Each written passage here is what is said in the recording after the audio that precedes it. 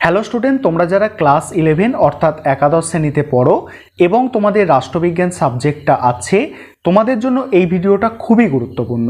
কারণ এখানে তোমাদের আমি রাষ্ট্রবিজ্ঞান সাবজেক্টটার পুরো অধ্যায় ভিত্তিক সাজেশান আলোচনা করব, যে সাজেশানটা 100% কমনযোগ্য। কারণ এখানে আমি তোমাদের টোটাল 8টা যে অধ্যায় থেকে বড় প্রশ্ন আসে, অর্থাৎ তোমাদের 10টা অধ্যায় থাকে, প্রথম 8টা অধ্যায় থেকে বড় প্রশ্ন আসে।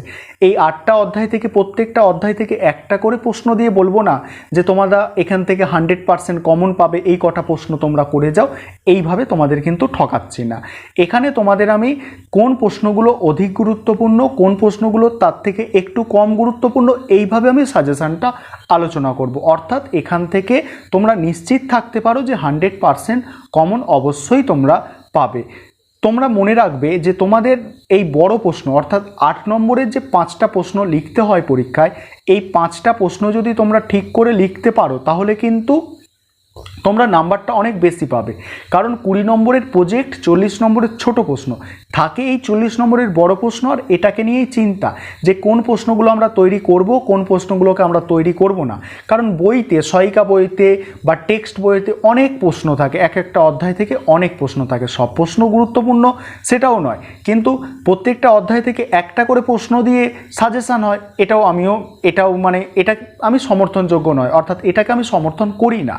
ঠিক আছে, সেই কারণে তোমাদের সামনে আমি গুরুত্বপূর্ণ প্রশ্নগুলো তুলে ধরছি। যেগুলো বেশি গুরুত্বপূর্ণ প্রশ্ন সেখানে 3টে স্টার দেওয়া আছে, যেটা কম গুরুত্বপূর্ণ প্রশ্ন সেখানে 2টো স্টার দেওয়া আছে, আর যেগুলো তার থেকেও কম গুরুত্বপূর্ণ সেখানে 1টা স্টার দেওয়া আছে। সম্পূর্ণ সাজেশানটা ভালোভাবে প্রথম থেকে শেষ পর্যন্ত বুঝে নেবে, শেষে কমেন্ট করে জানাবে কেমন লাগলো তোমাদের এই ভিডিওটা। আর চলো তাহলে প্রশ্নগুলো দেখে নাও। প্রথম অধ্যায় থেকে অর্থাৎ 1 নম্বর অধ্যায় থেকে তোমাদের যেসব প্রশ্নগুলো করতে হবে দেখো। প্রথম প্রশ্ন আছে, রাষ্ট্রবিজ্ঞান কি বিজ্ঞান পদবাচ্য, ব্যাখ্যা করো।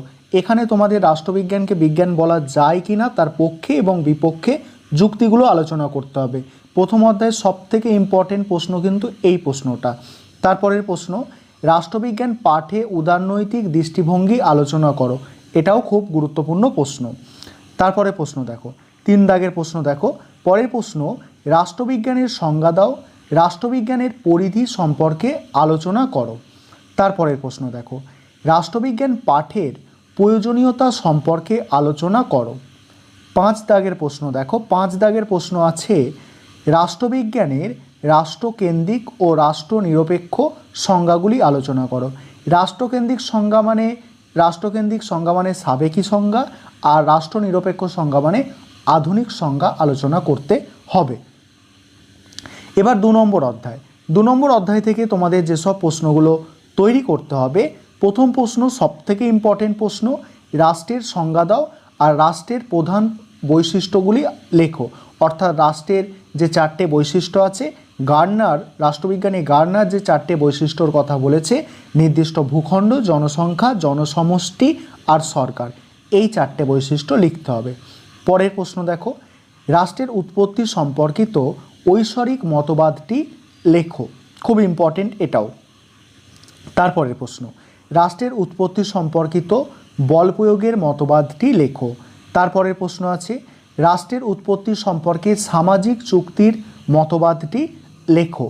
তারপরের প্রশ্ন, রাষ্ট্র সরকারের মধ্যে পার্থক্য লেখো। পরের প্রশ্ন দেখো, রাষ্ট্র ও অন্যান্য প্রতিষ্ঠানের মধ্যে পার্থক্য লেখো। আর এই অধ্যায়ের শেষ প্রশ্ন, রাষ্ট্রের উৎপত্তি সম্পর্কে বিবর্তনবাদ তথ্যটি লেখো। এই প্রশ্নটা আমি এক্সট্রা দিয়েছি। তারপরে 3 নম্বর অধ্যায় থেকে তোমাদের যেসব প্রশ্নগুলো তৈরি করতে হবে দেখে নাও। প্রথম 1 দাগের প্রশ্নটা সবথেকে গুরুত্বপূর্ণ প্রশ্ন, জাতীয়তাবাদ ও আন্তর্জাতিকতাবাদের মধ্যে পার্থক্য লেখো। তারপরের প্রশ্ন দেখো, জাতীয় জনসমাজ ও জাতির মধ্যে পার্থক্য লেখো। পরের প্রশ্ন, জাতি ও রাষ্ট্রের মধ্যে পার্থক্য লেখো। তারপরের প্রশ্ন দেখো, জাতীয় জনসমাজের উৎপত্তির প্রধান উপাদানসমূহ আলোচনা করো। খুব ইম্পর্টেন্ট প্রশ্ন এটা। তারপরের প্রশ্ন, জাতীয়তাবাদের পক্ষে বিপক্ষে যুক্তি দাও। পরের প্রশ্ন, জাতীয়তাবাদ বা নেশন সম্পর্কে রবীন্দ্রনাথের ধারণা লেখো। এটা একটা এক্সট্রা দিয়েছি আমি প্রশ্ন, ঠিক আছে। তারপরে 4 অধ্যায় অর্থাৎ 4 নম্বর অধ্যায় থেকে তোমাদের যে প্রশ্নগুলো করতে হবে, এখানে একটা বলার জিনিস আছে যে 4 নম্বর অধ্যায়টা দুটো পার্ট আছে, পার্ট এ পার্ট বি, দুটো পার্টে তোমাদের ভাগ করা আছে। পার্ট এ থেকে 4 নম্বর অধ্যায়ে যেসব প্রশ্নগুলো তোমরা করবে সেটা দেখো, আইনের উৎসগুলি সংক্ষেপে আলোচনা করো, খুব গুরুত্বপূর্ণ প্রশ্ন এটা 4 নম্বর অধ্যায়ের। তারপরে প্রশ্ন, আইনের সংজ্ঞা ও বৈশিষ্ট্য লেখো।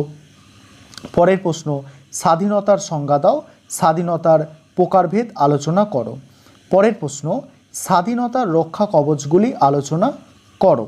এবারে 2 নম্বর পার্ট থেকে যে প্রশ্নগুলো করবে এই অধ্যায়ে দেখো, গণতন্ত্র কাকে বলে, গণতন্ত্রের সুবিধা অসুবিধাগুলি লেখো, অর্থাৎ দোষ গুণ লিখতে হবে গণতন্ত্রের, ঠিক আছে। তারপরে প্রশ্ন দেখো, পরের প্রশ্ন কি আছে দেখো, পরের প্রশ্ন আছে দেখো, গণতন্ত্র ও একনায়কতন্ত্রের মধ্যে পার্থক্য লেখো। তারপরের প্রশ্ন, একনায়কতন্ত্রের দোষ গুণ বিশ্লেষণ করো। তারপরের প্রশ্ন, গণতন্ত্রের সাফল্যের শর্তগুলি লেখো। তারপরের প্রশ্ন আছে, গণতন্ত্রের বিভিন্ন রূপগুলি লেখো। তারপরে 6 নম্বর অধ্যায় এবারে দেখো, 6 নম্বর অধ্যায় থেকে যেসব প্রশ্নগুলো তোমাদের তৈরি করতে হবে, প্রথম প্রশ্ন সবথেকে গুরুত্বপূর্ণ প্রশ্ন, সংবিধান কাকে বলে, ভারতের সংবিধানের প্রধান বৈশিষ্ট্যগুলি লেখো। তারপরের প্রশ্ন 2 নম্বর দাগের প্রশ্ন, সুপরিবর্তনীয় ও দুষ্পরিবর্তনীয় সংবিধানের মধ্যে পার্থক্য লেখো। কি বললাম, সুপরিবর্তনীয় ও দুষ্পরিবর্তনীয় সংবিধানের মধ্যে পার্থক্য লেখো। পরের প্রশ্ন, অলিখিত সংবিধান কাকে বলে, দোষ গুণ আলোচনা করো। অলিখিত সংবিধান কাকে বলে, দোষ গুণ আলোচনা করো। তারপরে প্রশ্ন, লিখিত ও অলিখিত সংবিধানের মধ্যে পার্থক্য লেখো। লিখিত অলিখিত সংবিধানের মধ্যে পার্থক্য লেখো। পরের প্রশ্ন, ভারতীয় সংবিধান রচনায় গণপরিষদের ভূমিকা লেখো। এটাও খুব গুরুত্বপূর্ণ একটা প্রশ্ন। তারপরের প্রশ্ন, সংবিধান কাকে বলে, সংবিধানের শ্রেণীবিভাগ করো। এবারে আমাদের 7 নম্বর অধ্যায়ের প্রশ্ন যেগুলো করতে হবে আমাদের, 7 নম্বর অধ্যায়টা দেখো, রাষ্ট্রপতি শাসিত ও সংসদ শাসিত শাসন ব্যবস্থার মধ্যে পার্থক্য লেখো। তারপরের প্রশ্ন, সংসদীয় বা মন্ত্রিপরিষদ শাসিত সরকার কাকে বলে, বৈশিষ্ট্য আলোচনা করো। তারপরে 3 দাগের প্রশ্ন দেখো, 3 দাগের প্রশ্ন আছে, ভারতীয় যুক্তরাষ্ট্রীয় ব্যবস্থার প্রকৃতি আলোচনা করো। তারপরের প্রশ্ন, এককেন্দ্রিক ও যুক্তরাষ্ট্রীয় শাসন ব্যবস্থার মধ্যে পার্থক্য লেখো। পরের প্রশ্ন, যুক্তরাষ্ট্রীয় সরকার কাকে বলে, এর মূল বৈশিষ্ট্যগুলি আলোচনা করো। কি বললাম, যুক্তরাষ্ট্রীয় সরকার কাকে বলে, এর মূল বৈশিষ্ট্যগুলি আলোচনা করো। পরের প্রশ্ন, এককেন্দ্রিক সরকার কাকে বলে, এর বৈশিষ্ট্য লেখো। এবারে 8 নম্বর অধ্যায়, তোমাদের মোট 10টা অধ্যায় থাকে, আগেই বলেছি, তার মধ্যে এই 8 নম্বর অধ্যায় বড় প্রশ্নই শেষ, কারণ 9 নম্বর 10 নম্বর অধ্যায় থেকে বড় প্রশ্ন থাকে না। দেখো এখানে পার্ট 1 এবং পার্ট 2, এখানেও দুটো পার্টে আছে। 8 নম্বর অধ্যায়টা প্রথম যে প্রশ্নটা 8 নম্বর অধ্যায়ের প্রথম পার্টের, অধিকার বলতে কি বোঝো, পৌর ও রাজনৈতিক অধিকারগুলি আলোচনা করো। তারপরের প্রশ্ন, অধিকার ও মানবাধিকারের মধ্যে পার্থক্য লেখো।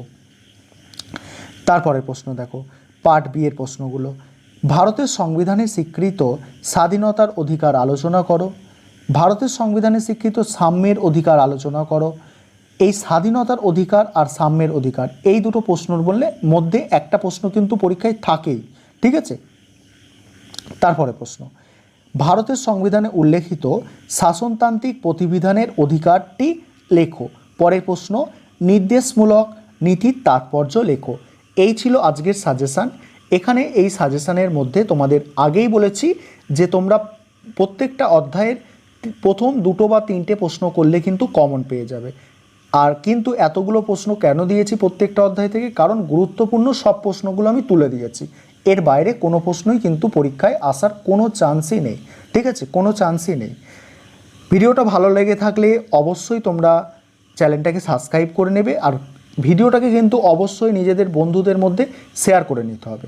এটা তোমাদের কিন্তু মনে রাখতে হবে, আর সেটা করো, শেয়ার করে নাও ভিডিওটা।